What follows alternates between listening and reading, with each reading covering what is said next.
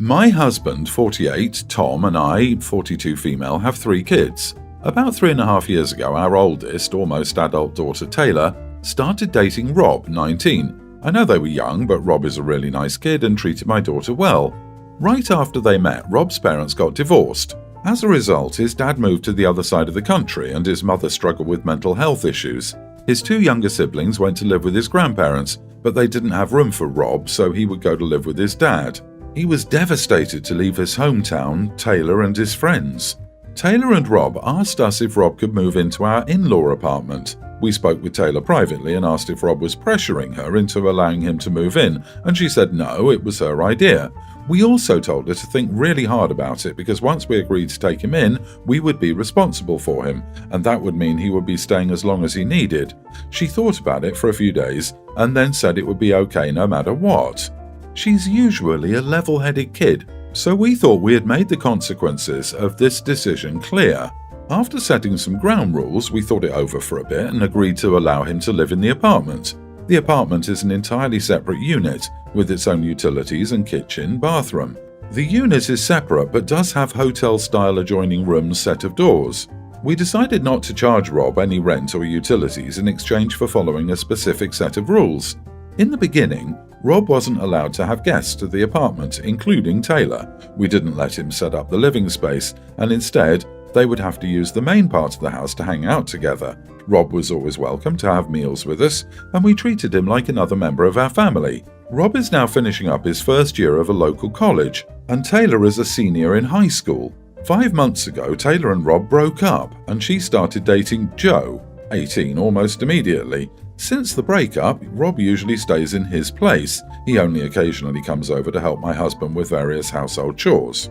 A week ago, Taylor came to us and told us that Rob's presence is making Joe uncomfortable and that we need to ask him to leave. We said no to kicking him out, but we said we would set up some new rules to make everyone more comfortable. We said that from now on, Rob would use the living space in the apartment and would have to call before coming over. Taylor said Joe is still unhappy about this. The only thing that will make Joe happy is for Rob to be gone. I might be the idiot because I told Taylor that this was obviously between her and her boyfriend. The solution is not tossing someone out on the street. She got even more upset with me and said I was ruining her senior year and she might end up dateless for prom if Joe breaks up with her. Not the idiot. If anything, it's kind of mean to ban him from coming into the joint space without calling, since you're kind of the only support system he has right now. It sounds like he barely comes by, as it is, and already feels uncomfortable and unwelcome, so this is just making it worse. He hasn't had a living room this whole time and isn't allowed to bring people over. He's abiding by the family rules, and now that your daughter is being a brat, he has to pay for it. I get he's 19 and technically an adult, but I can't imagine being that age and realizing I have no stability or consistent support. So you asked Taylor to think really hard about it when she was 15 years old because she was a level-headed kid, and you made the consequences of this decision clear? I wouldn't say you're the idiot, but putting this responsibility on a young girl is ridiculous, even if she displayed heightened levels of maturity and foresight. Not the idiot. I'd be worried though. Joe sounds controlling. If he doesn't live there, it's none of his business who lives in your house. I could understand if you were trotting Rob out to hang out with the family every time he came over, but it sounds like he just started dating your daughter and has already started throwing his weight around.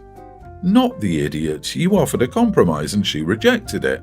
Rob is a tenant now. If they were sharing a room, it would be different, but he's in an apartment. Unless the adjoining door leads into her room, Taylor shouldn't be bothered. Also, is her boyfriend going to dump her because of a decision her parents make? Good riddance.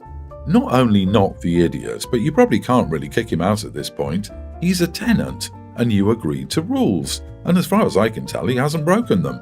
What grounds do you have to kick him out? Seems like doing so would be shady and maybe even illegal. My husband and I are expecting our first baby. I'm about 3 months along. We're both very excited. The problem is we live in a very small town, and I hate the doctors here. Only one will deal with a pregnant woman, and I think the doctor might be the worst I have seen. The doctor avoids work at all costs, yelling at staff if they get called into the hospital late at night because it wasn't that big of an emergency. She had cancelled 3 of my appointments so far, saying she's scared to have clients because of the global issue. We haven't had a case in a 100-mile radius yet. She is just lazy. So I decided to go back to my old family doctor in the city with my parents. I've been driving into the city for appointments. I suggested to my husband that I go live with my parents during the last month, just if the little one decided to be early, and my husband can come to stay too, once he starts his paternity leave. My husband likes my parents, and they have what used to be an apartment in their house, so we would have privacy. But my husband is calling me a selfish idiot who just can't get along with people. He's scared if I go during the month, he will get to be there as it is a bit of a drive. Even my girlfriend has said maybe I should just try to get along to keep the peace. I just don't want to deal with that doctor. If I end up in labour before the last month, I would be sent to the hospital in the city anyway, because they don't have the facilities for that level of emergency. Am I the idiot for forcing this choice of doctor? I don't understand why this OBGYN would even be open for business if she cancels because of global issue. It's not like it's new news. And if you can barely even see her, what's the point of even having her as a doctor? I don't know why you should have to deal with a terrible doctor during labour. Your husband's a jerk for telling you you're the one who can't get along with people when clearly that doctor has issues. Not the idiot. Never choose the worst doctor for your pre- or postnatal care. Never let the person who isn't pregnant dictate how the pregnancy is handled. Go to your parents before not an emergency turns into a deadly mistake for you or your baby, OP. Not the idiot. When he's pregnant and able to give birth, then he can choose the doctor. Your husband is calling you a selfish idiot for preferring to actually like and trust the doctor who will literally hold the life of you and your unborn child in their hands? No, honey. Anyone who criticizes you for that is 100% the idiot. It's not a crime to want to, survive childbirth. Far from it. Not the idiot. Pick the doctor you feel most comfortable with. Your husband can just deal. I'm sure he would rather be slightly inconvenienced by driving distance than risk you or the baby being mistreated or harmed in any way. One would hope, anyway. Everyone's the idiot here. He's the idiot for calling you an idiot for wanting good care. You're the idiot for not including him in the discussion and for wanting to be away from him when you go into labour. By saying you'd rather stay with your parents for up to a month or more, you are showing him you don't prioritise taking the journey together. You'd rather have a different doctor than him.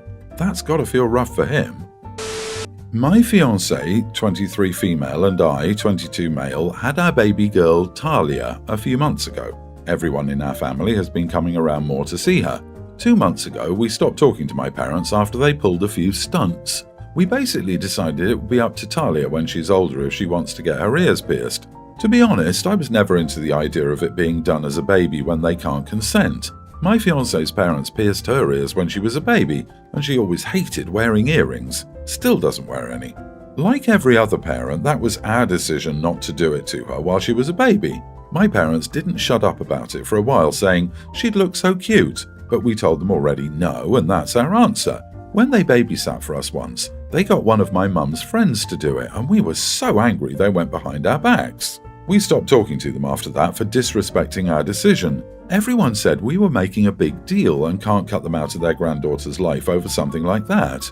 So we decided they're allowed to only see Talia when one of us is around, and they won't be left alone with her. That's where everyone is still saying that we're being massive idiots because we're still punishing them over something that's not a big deal, and we're treating them like children. Even my fiancée's parents think that only letting them have supervised visits is too much. They should be allowed to babysit or have Talia at their place alone like before. We're still not wanting to change our minds on our conditions, so it's pinning everyone against us. Are we being idiots that we just don't trust them alone with her, and instead one of us be there always?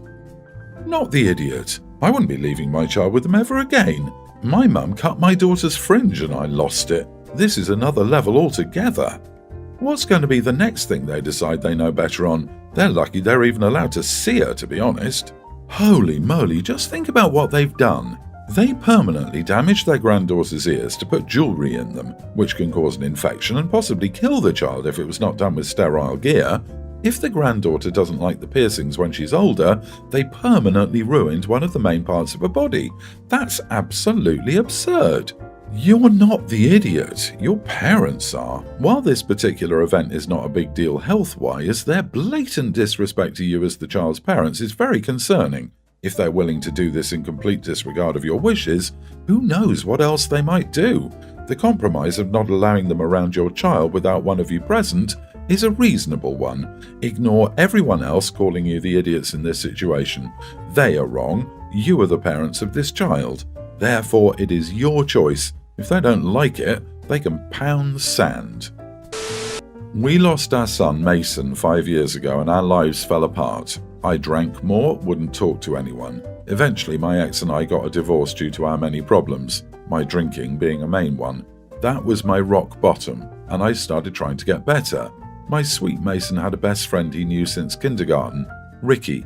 I lost contact with his family for a while, but a couple years after my son passed, Ricky started coming by the house almost every day after school.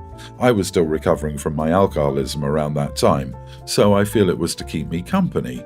He's honestly a great kid, very kind and so mature beyond his years. It helped a lot to spend time with him. Lord knows he was in pain too, losing his best friend so young. We have gotten pretty close and consider him family. Ricky is starting his senior year soon and going to be applying to colleges. I haven't told him yet, but I was putting money aside for years since before Mason was born in the hopes he'd use it for college. My parents gifted me the first check. It's not a lot, but it would be enough to cover several semesters, depending on where he goes. Ricky has no contact with his mom, even though she technically is the one who has sole custody. He's been living with his grandpa for years, so he's been worried about how he'll apply for financial aid. Don't want him to worry, which is why I wanted to cover for it as someone I consider family and someone who is my son's best friend. The problem is, my ex knows I had this money saved. She got remarried 2 years ago and her stepdaughter will also be starting college. My ex and I get along and we still talk, so I know she's fallen on hard times, both her and her husband. That's why she's asking if I could help her out here, and it would mean a lot to them. I was deeply conflicted about this until I said no because I'd like Ricky to have this, but she's still urging me to change my mind and asking, as the mother of my child, to please help her family. As I said, we get along and I have no ill feelings towards her family. This isn't about being petty, which is what she's starting to call it, but I know Ricky will struggle too and I'd like to help him. We've had arguments over the phone about this and she still won't drop it. Now she says she feels like I've let her down. Didn't think I'd be so unwilling to help them out after everything we've been through. I understand it's my money at the end of the day. I'd just like to know if I'm not being an idiot with her about this, considering she's asking for help. Not the idiot. She has no right to force you to help her stepdaughter out. You have no relationship with her at all. Even then, chances are she won't have such a positive impact on your recovery like Ricky has, even if the stepdaughter has a relationship with you. If your ex doesn't understand nor respect your decision and wants to make life difficult, you need to remind her she should be approaching the bio mom for help rather than you, and there's plenty of loans or scholarships out there to apply for. It's weird she expects you to be responsible for her stepchild. To be honest, OP's ex is being a hypocrite. She let OP down on tough times, and now she's mad at OP for returning the favor. Her stepdaughter didn't help OP through tough times, nor did his ex. That super nice kiddo did. Stepdaughter has 3 people to help her out. Ricky has 0 and will have to jump through a lot of hoops to get his mom's income ignored for FAFSA. It's OP's money and OP's choice. Not the idiot. Your ex has a lot of audacity to ask for money after your divorce. I understand the circumstances were hard, but she's moved on and her issues are no longer your problem. You don't owe her anything. Ricky is the one that's kept you sane after everything, and it's incredibly kind of you to help him. This is how I see it too. It looks to me like she left him to sink or swim, and that was her right. Ricky was there throwing the life raft day after day, and it's the OP's right to choose to support him. I think his ex had a lot of nerve to even ask, but trying to browbeat him into it really is over the top. I try to do a variety of healthy foods. I always try to do new meals. I cook 7 days a week for 5, soon to be 6 people, well, more like a year and a bit after working on 5 of those days. I always have to cook 2 meals, 1 vegetarian and 1 meat, because my husband won't eat vegetarian. Every night without fail, he asks me to put it in the microwave to heat up later.